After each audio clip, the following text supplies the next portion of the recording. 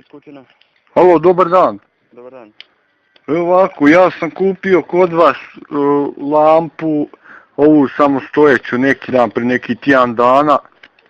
Ali to jebote, pa djeca upališe to prije, kad juče prekjučer, ono puče ko bomba puče, ona sijalca, sve se razletlo okolo, skoro djecu mi sasjeklo sve, šta je to, ja mogu reklamirat kak, jel to...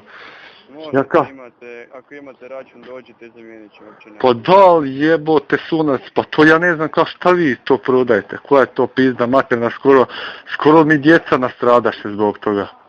To vam je žarulja pregorila, dođite pa ćemo zamijeniti. O jebote, a ja sam iz Petrinje sad zbog žarulje te ne, a dobro, ajde doći onda pa, ajde zdravo.